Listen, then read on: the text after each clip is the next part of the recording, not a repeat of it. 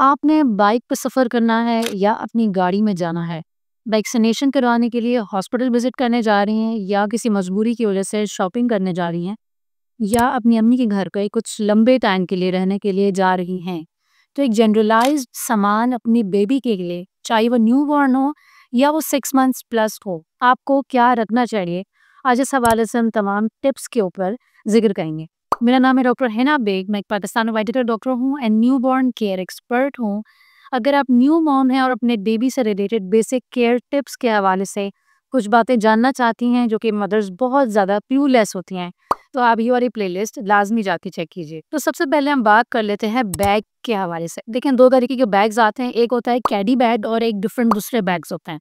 अब आपके ऊपर है, अगर आप बाइक में सफ़र कर रही हैं तो ज़ाहिर-सी बात है आप कैडी बैग नहीं इस्तेमाल कर सकती क्योंकि वो खुला हुआ होता है। बंद ज़िप वाला बैग आपको चाहिए होगा। कार में सफ़र करने तो कैडी बैग बेस्ट है। क्यों? क्योंकि देखिए जो ये कैरी बैग्स होते हैं ना, ये खुले हुए होते हैं, इनमें ज़िप नहीं लगी हुई होती, आसानी से सामान फ़ौरन आप निकाल सकती हैं। बेबी को भी पकड़ेंगी, अपना पर्सनल गैजेट जो पकड़े हुए होंगे, सामान भी निकालना होगा। अगर कहीं बैठी हुई है और अपना फ़ॉर्मूला बनाना है, तो कितनी सारी चीज़ों को आप मैनेज करें। ठीक है? तो मैं उसके भी हैक्स आगे आगे बताती हूँ आपको।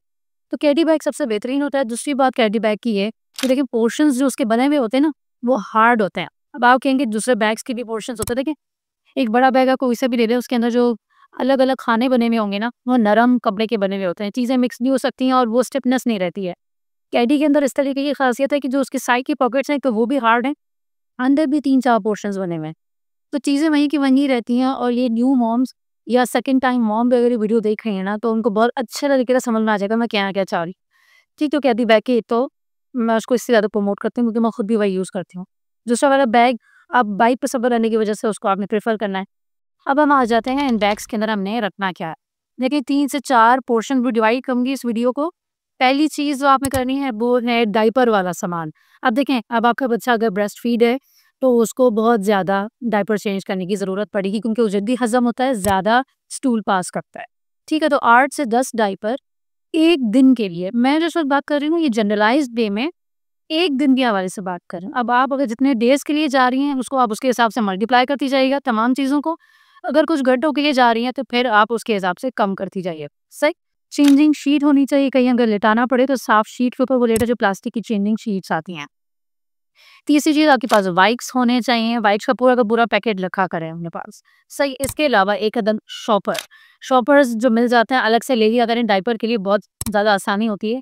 ऐसी डायपर खोल के डस्टबिन में डाल देना मजबूरी के तौर पे तो ठीक है, लेकिन हमारे पास प्रॉपर होना चाहिए, सही?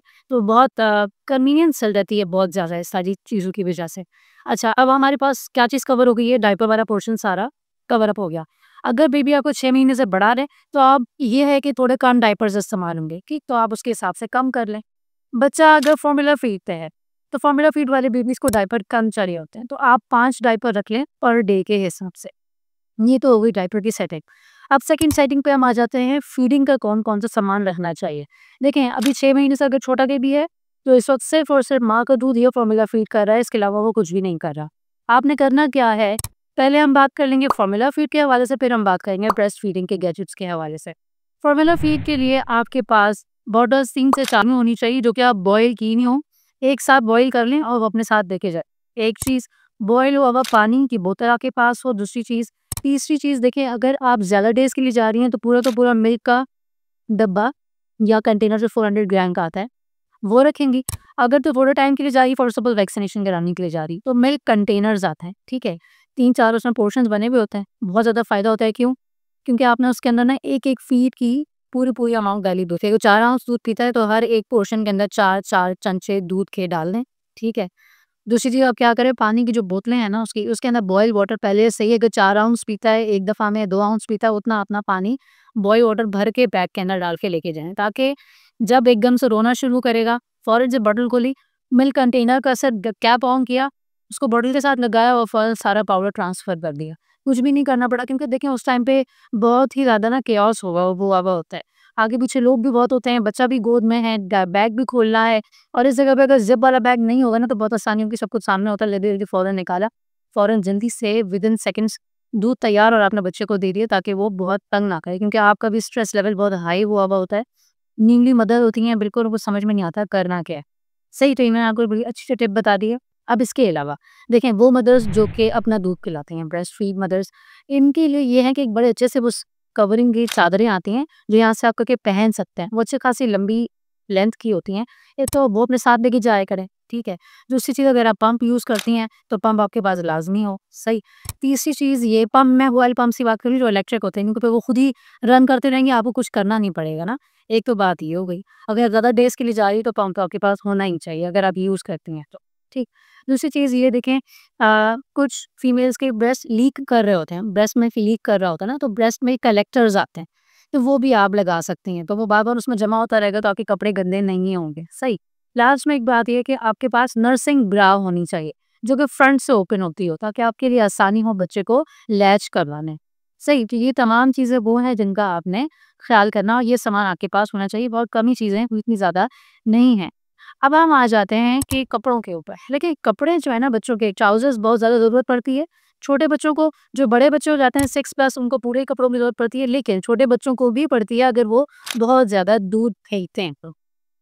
ट्राउज़र्स क्यों? क्योंकि बार-बार नैटी चेंज हो रही है, गंदे भी हो सकते हैं। तो ये पूरे सिर्फ़ ट्राउज़र्स के भी बहुत सारे पैकेट्स आता है। अगर आप कराची के रहने वाले हैं, तो उसके इसमें हमज़ा मदर केयर से काफ़ी रीज़नेबल प्राइस में बहुत सारे ट्राउज़र्स मिल जाते हैं छोटे-छोटे। तो ये आपके पास लाज़मी होने चाहिए। शर्ट से ज़्यादा इम्पोर्टेंट ट्राउज़र होता है। अब शर्ट की बचत ऐसे हो जाती है क्योंकि आप लोग या तो बिब्स पहनाए नहीं होते हैं या आप लोगों के पास नैपकिन्स होती हैं। अच्छा, अब देखिए शर्ट और ट्राउज़र दोनों का सेट आपके पास 2 से 3 होना चाहिए 1 दिन के लिए, ठीक है? छोटे बच्चों के लिए भी, बड़े 6 प्लस मंथ्स के लिए। दोनों के लिए 2 से 3 आपके पास सूट हों। रोम्पर्स अगर होंगे ना तो ये ज़्यादा अच्छी बात है। रोम्पर से फ़ायदा ये होता है कि बच्चे का पेट, कमर खुली नहीं रहती है, एक ही दफ़ा फैलाएँ, एक ही दफ़ा उतार दी। कुछ मदर्स कहती हैं नहीं, पैम्पर लीक कर जाए तो पूरा ही उतारना पड़ता है। अगर ट्राउज़र होगा तो आसानी होगी कि सिर्फ़ ट्राउज़र धोना पड़ रहा है। देखिए जैसे आपको फ़ीज़िबल हो, मैं रोम्पर ज़्यादा प्रेफ़र करती हूँ, ज़्यादा आसानी रहती है। इसके अलावा देखिए बिब्स की मैं बात करूँ ना अगर, तो बिब्स यूजुअली बहुत ही स्मेल आती है उनमें से, ठीक है? तो वो अच्छा नहीं लगता किसी के घर पे भी जा रहे हो तो। अब इसका तरीक़ेकार ये है कि नैपकिन्स होने चाहिए, क्लॉथ्स जो होता है ना वो अलग से होना चाहिए। अब अगर आप बिब ले भी रहे हैं ना, आने-जाने की बिब्स अलग होनी चाहिए और घर वाली बिब्स अलग होनी चाहिए, सही।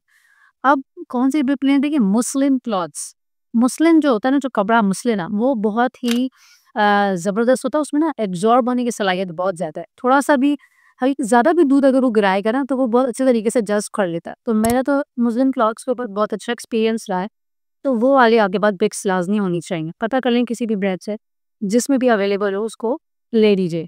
जो नैपकिन्स होती हैं, हाथ के कपड़े होते हैं, आपके पास 10-12 तो आराम से होने ही चाहिए, क्योंकि इसको फ्रीक्वेंटली चेंज करना चाहिए, ठीक है? क्योंकि बच्चे को दाने हो सकते हैं, रैश वगैरह, साफ़ होना बहुत ज़रूरी है। तो थोड़ा-सा भी आप दूध साफ़ करेंगी, 3-4 बार यूज़ करेंगी, फिर चेंज कर लिया करें। दिन में 2 से 3 तो नैपकिन आप लाज़मी चेंज करें। अगर बहुत दूध फेंकता है तो फिर आप समझ लें बहुत ज़्यादा इस्तेमाल। नथिंग्स आपके ये वाला एरिया कवर अप हो गया। अब लास्ट में हम आ जाते हैं बच्चों की स्किन केयर के लिए क्या रखें, और इसके अलावा दवाइयों में हम क्या-क्या रख सकते हैं। तो पहले हम दवाइयाँ कवर कर लेते हैं। देखिए आपके पास लाज़मी सूडो क्रीम होनी चाहिए, ठीक है? सूडो क्रीम या कोई सी की ऐसी क्रीम जिसके अंदर ज़िंक ऑक्साइड शामिल हो, क्योंकि वो ही एंटीसेप्टिक है। रैश हो गया है तो आप सूडो क्रीम यूज़ करेंगी, रैश नहीं हुआ, एक नॉर्मल रूटीन चल रही है तो आप ऑयल लगाइए, कोकोनट या ऑलिव ऑयल, या इसके अलावा आप पेट्रोलियम जेली वैसलीन की कंपनी की ले लें, या आप किसी और कंपनी जो बच्चों की होती है वो भी इस्तेमाल कर सकती हैं। पेट्रोलियम जेली बहुत बेस्ट रहती है। सही, पेट्रोलियम जेली आपके पास लाज़मी हो, ऑयल यूज़ करती हैं तो वो हो, सूडो क्रीम हो, या कोई सी भी ज़िंक ऑक्साइड की क्रीम। जो सप्लीमेंट्स आप बच्चे को देती हैं वो लाज़मी अपने पास रख लिया करें। विटामिन डी है, विटामिन ए है, अगर बच्चा आयरन डेफिशिएंट है तो आयरन के सप्लीमेंट्स हो गए। ठीक, ग्लिसरीन की सपोजिटरीज़ आप लाज़मी रखिए।